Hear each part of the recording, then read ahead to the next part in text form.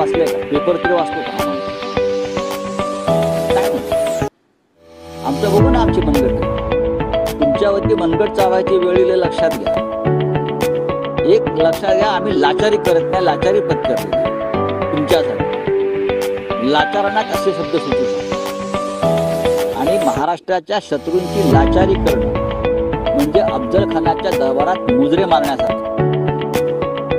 महाराष्ट्राचे शत्रू आहेत अमित शहा आणि नरेंद्र मोदी, त्यांची लाचारी पत्करणं म्हणजे इतिहास काळामध्ये औरंगजेब अफजल खानाच्या दरबारात जाऊन मुजरे झाडणं हे काम हे करतायत. ते त्याने इमानतबारी करत राहावं.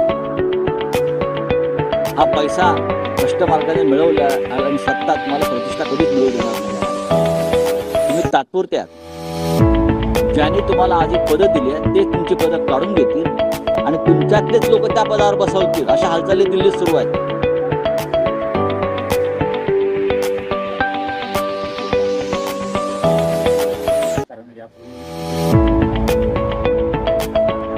बरं, उदय सामंतांना माझं आव्हान आहे की तुम्ही प्रवेश वगैरे दिलात बरं का, की आम्ही टीव्हीवर पाहू आणि मग आम्ही रिॲक्शन देऊ.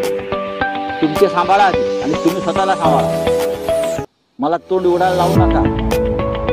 माझ्याकडे सगळी माहिती आहे कोण जात आहेत आणि कोण राहत आहेत ते.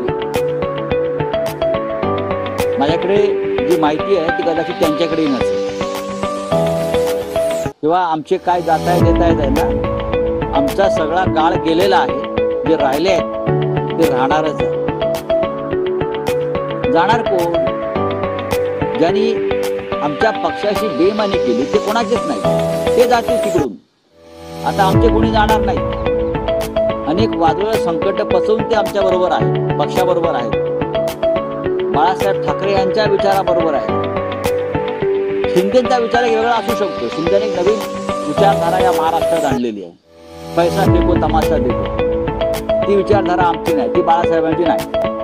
हा बाळासाहेबांचा विचार नाही.